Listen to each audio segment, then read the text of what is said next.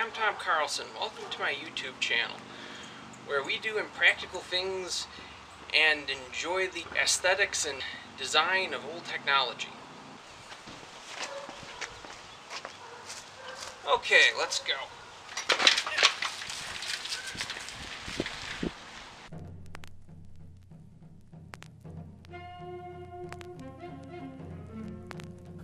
Okay, and we're off. I'm going to speed this video up to 2 times speed so you don't have to sit through 20 minutes of cycling. I do 3 times, but I don't want to make you all motion sick.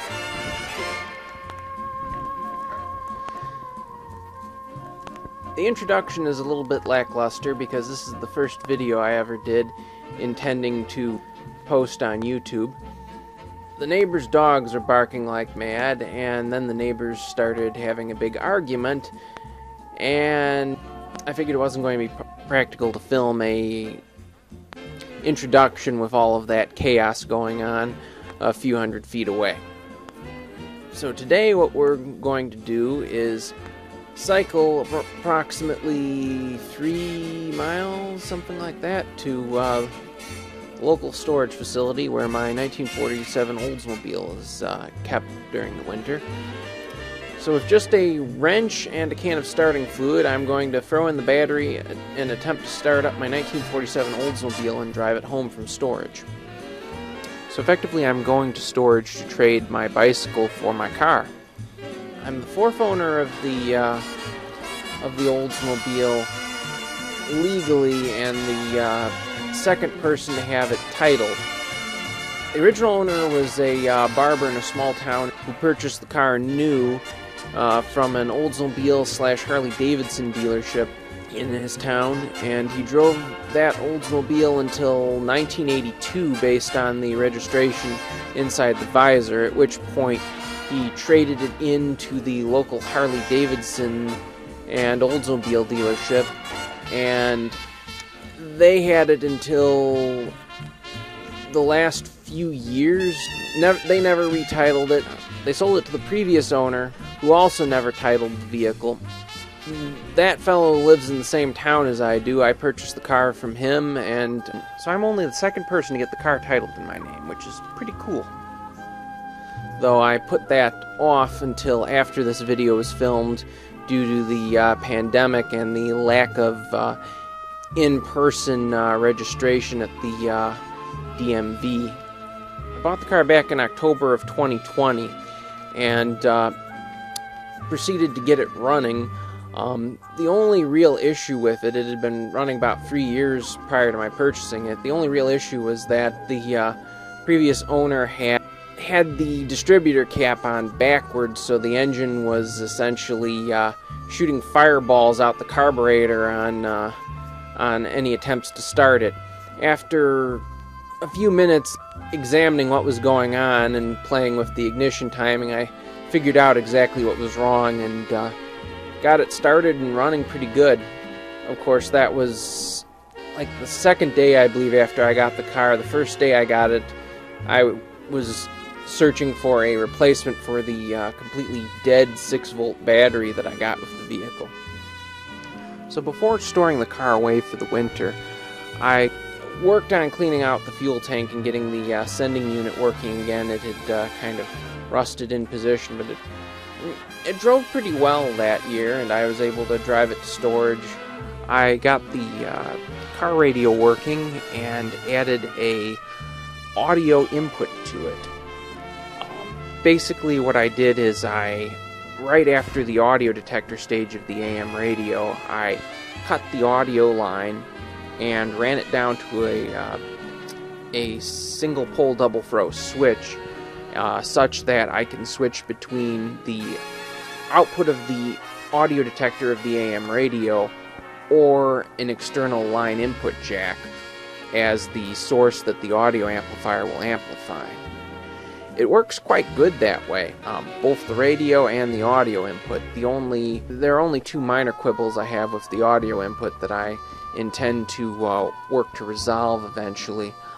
The output of the audio detector tends to capacitively couple into the audio circuit when switched to line input. So on stronger radio stations, there tends to be bleed over from the radio when switched to the audio input. I think if I swapped the switch over for a double pole double throw switch and set it up so that when it's in audio input mode, the detector output gets grounded out, I should be able to reduce the bleed over from the radio in audio input mode.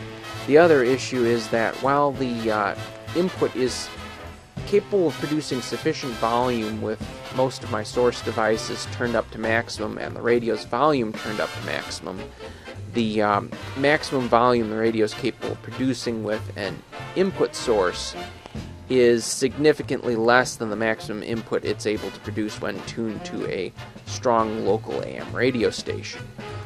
So I intend to address that with one of two methods. Either using a transistor audio output transformer connected backwards to step up 8 ohms headphone impedance from the portable sources I normally connect to it to a 1000 ohm impedance, which would also result in a higher output voltage being sent to the input of the audio amplifier circuit, or by adding additional audio gain stage to the radio receiver, either with a 12AX7 vacuum tube or a sub-miniature hearing aid tube.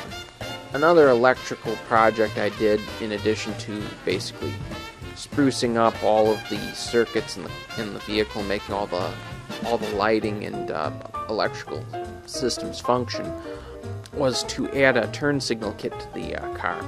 The kit basically takes a turn signal flasher, a power input, and a input for the brake light switch. It feeds the rear lights with turn signal and braking signal, and the front lights with turn signal.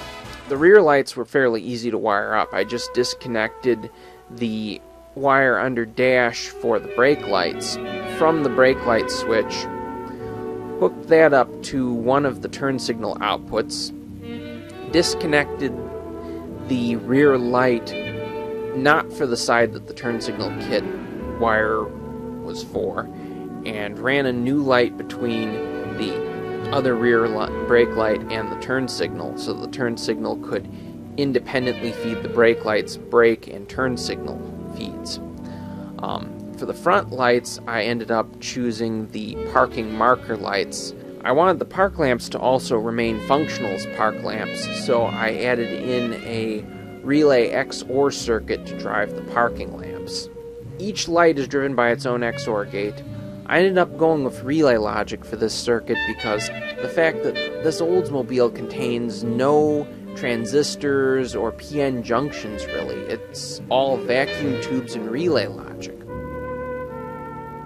This is the first video I filmed with the specific intention of putting on YouTube.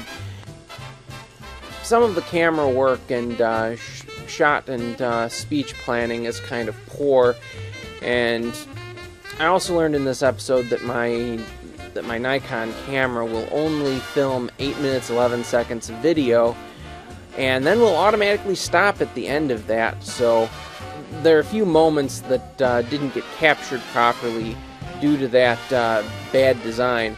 Really, any company with a lick of sense would design their cameras so that if it's recording and it has a maximum file size limit that limits the length of time it can record onto one file, any smart company would set up the system so that it would automatically, the very next frame after the file size was hit, would switch to recording a different file that could be edited together with the first file to create a continuous piece of video. I've seen this done on other hardware, and why Nikon opted to make the system just stop recording when on its own when file size limits are hit is just ridiculous. The best example of this is I was planning on doing one of those trendy YouTube snap cutscenes where you snap your fingers and magically something in the background changes. The shot I had intended to make was me snapping my fingers in the lock, snapping the fingers again, and the door would end up going away and opening, and then snapping my fingers again, and for some reason a bunch of junk would appear behind me, surprise me, I'd snap again, and it would go back to normal. I only have a tiny percentage of that video. You may get to experience one cool piece of editing that didn't live up to its full potential due to lack of video. What the? That ain't right. Let's try again. That's better. Okay, what we have here is a 1947 Oldsmobile inline 6-cylinder with Hydromatic, the original automatic transmission. Now what we did to store it for the winter is drove it in here under its own power, put mothballs and mouse repellent and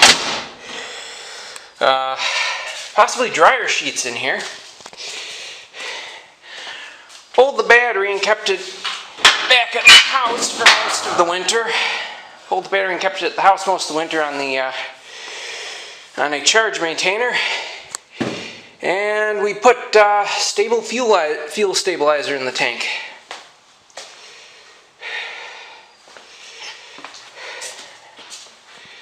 The stable seems to have done its job.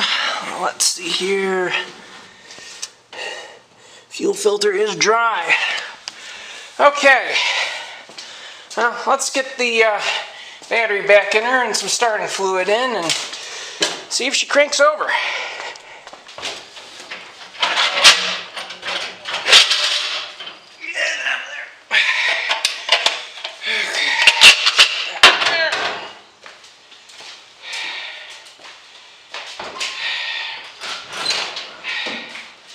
Let's just crank the old ventilator down.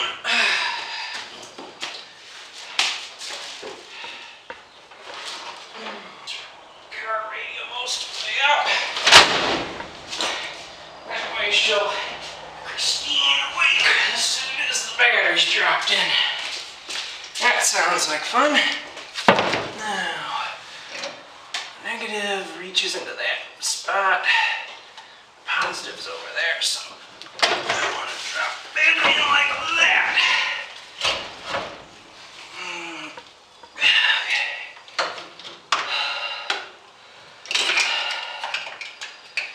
One positive.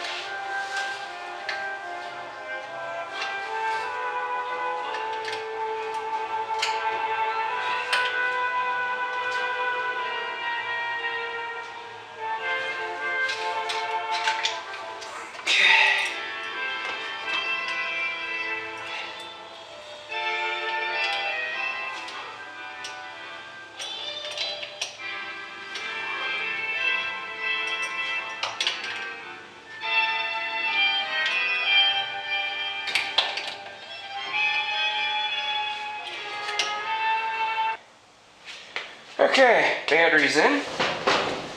Now we just gotta give her a little starting fluid since there's no fuel in the filter. It's gonna take the fuel pump a while to pump that up. And I don't want to run the battery dead, cranking it for 20 minutes. we're just gonna give that a shot and see how it does.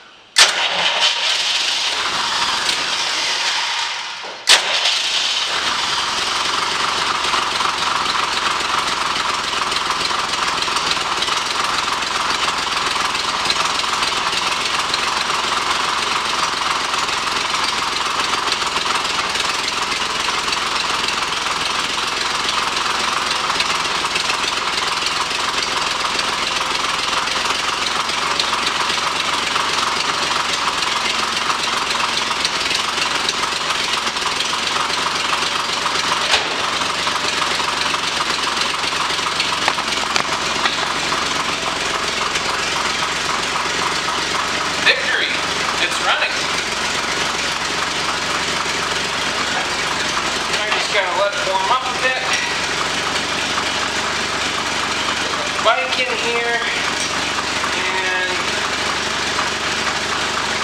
give her a ride home. I'm gonna leave the bike here, so I'm trading the bicycle for a car. At least until I can come back with my Suburban and pick up the bike and the don't leak on our floors or we'll charge you for it tarp and my broken Zenith bait decks.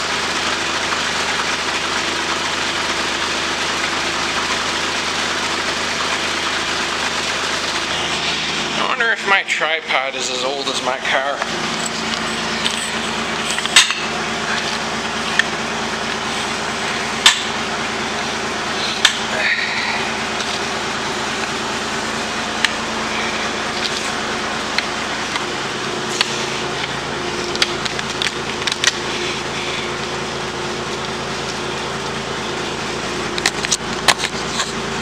The previous scene was presented to you in Shaco-Vision. Okay. Fender skirts are back there. Then I'll put them on the car at some point later on, maybe. Okay. Let's see here. I want some music. We're still in car radio mode. Let's see here. Let's go with some Glenn Miller.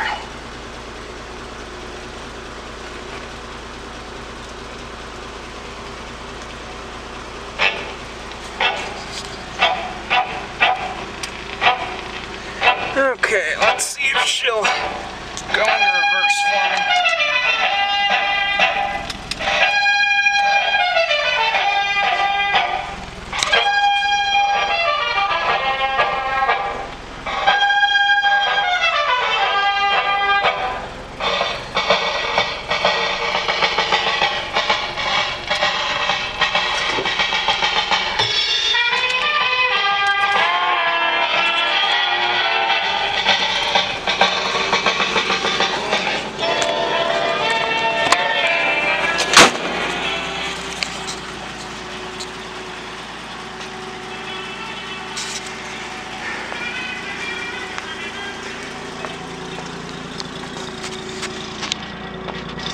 Exhaust note.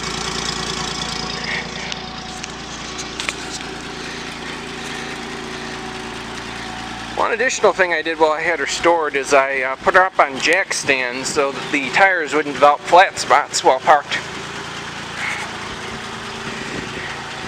It's a happy old car. And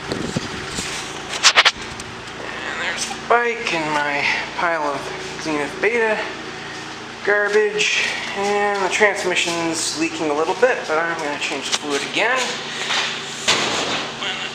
sometime after I get home.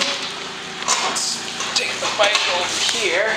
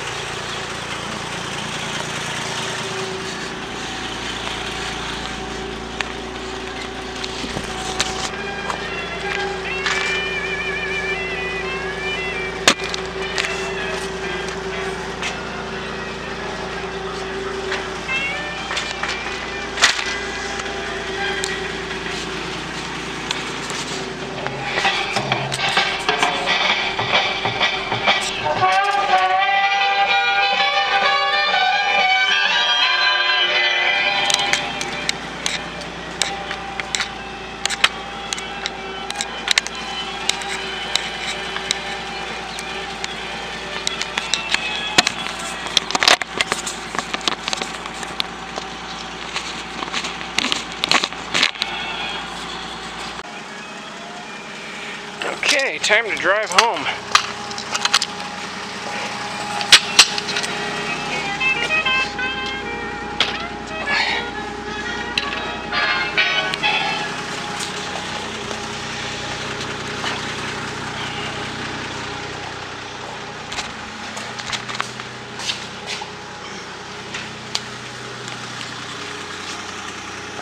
Okay.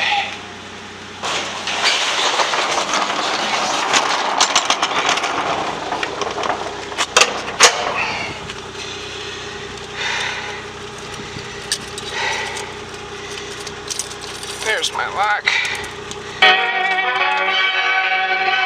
Okay. Let's see here.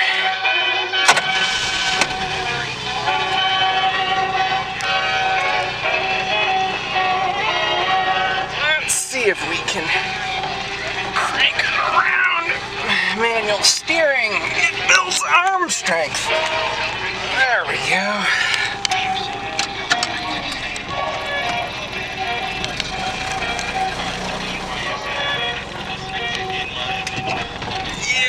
Want to hit the building. Let's just come on.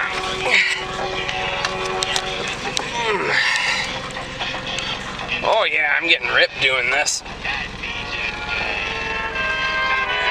Intelligent time to get a coaching perspective as to... And the radio does receive stations.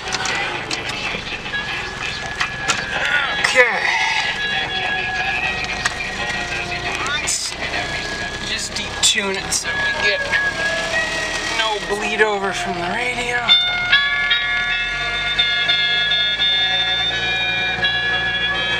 And brake check. Yep, we got him.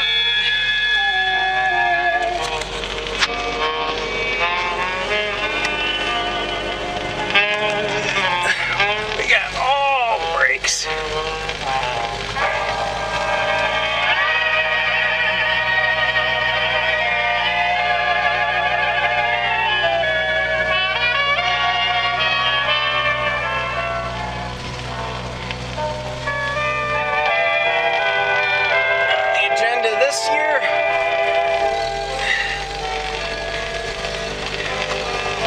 Automatic transmission, completely reliable. Sometimes on trips of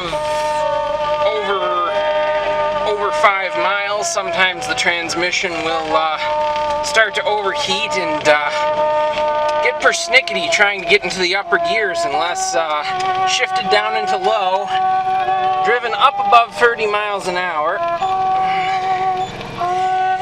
and then shifted into high. It's a good old rig though. She may not accelerate like a muscle car, but she'll very happily go above 90 on the highway if you floor the pedal and wait about 2 miles.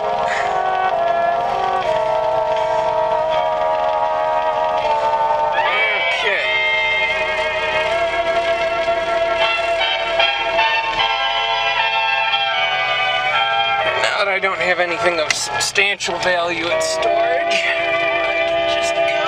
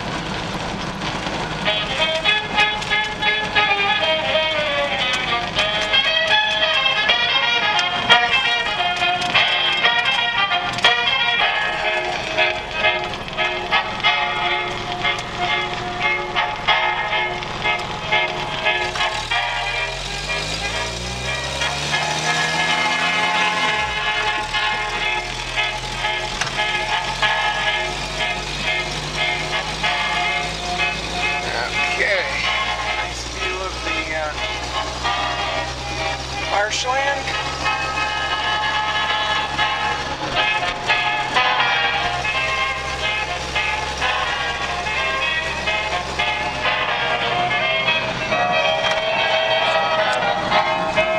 Let's just switch over to something jumpier.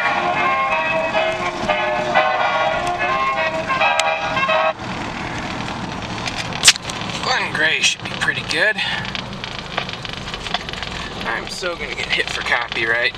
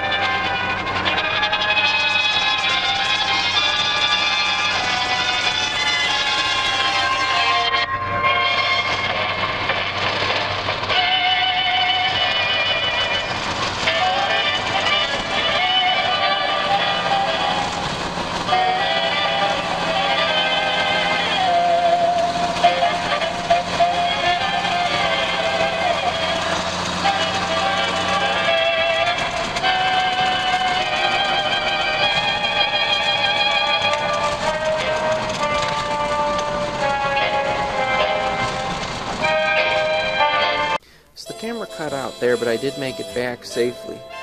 As you can guess from this being filmed on Easter and the release being Christmas, the Oldsmobile is back in storage for the winter now. I had a very fun summer driving around. I took it to the Wisconsin Antique Radio Club.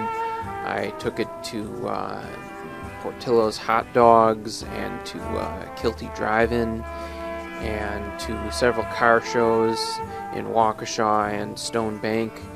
I didn't completely meet my goal to get the transmission dealt with this year.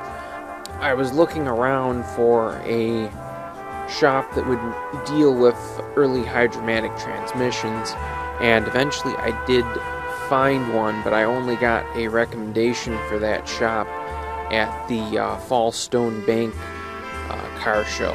And on the way home from that car show, the transmission finally had enough and decided that it didn't want to go into any gears above first anymore.